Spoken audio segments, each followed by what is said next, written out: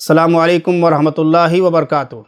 عشر ذی الحجہ میں جن مسنون اعمال کے کرنے کی شریعت میں ہدایات آئی ہوئی ہیں ان کو تو کرنا ہی ہے۔ ان اعمال کے علاوہ ہمیں اور آپ کو چاہیے کہ تمام نیک اعمال کو کرنے کی کوشش کریں، کیونکہ ماہ ذی الحجہ کے ابتدائی 10 دنوں کی فضیلت احادیث کے اندر مسلم ہے۔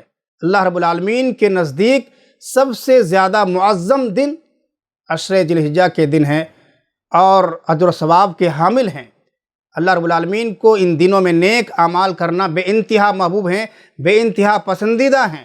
لہٰذا ہم تمام کو چاہیے کہ نمازوں کی پابندی کریں، نمازوں کا ان دنوں میں خصوصی طور پر اہتمام کریں، نوافل کا اہتمام کریں، کیونکہ یہ نماز ایمان اور کفر کے درمیان فرق کرنے والی چیز ہے۔ یہ نماز مومن کی معراج ہے، اور یہ نماز قیامت کے دن سب سے پہلے نمازی کا حساب و کتاب ہوگا۔ حقوق اللہ میں سب سے پہلے نمازی کا حساب و کتاب ہوگا، لہٰذا نمازوں کی پابندی کریں۔ اسی طرح سے صدقات و خیرات، انفاق فی سبیل اللہ، تلاوت قرآن کریم، ذکر و اذکار، صلہ رحمی اور دعوت و تبلیغ کا کام ان دنوں میں خصوصیت کے ساتھ انجام دیں۔ جتنے بھی نیک اعمال ہیں ان اعمال کو ان دنوں میں کرنے کی کوشش کریں۔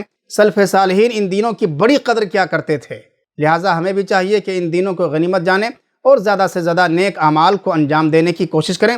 اللہ تعالی ہم تمام مسلمانوں کو ان دنوں کی اہمیت کو سمجھتے ہوئے زیادہ سے زیادہ نیکیاں کرنے کی توفیق بخشے، آمین۔ وصلی اللہ علی نبینا محمد و آلہ وصحبہ اجمعین۔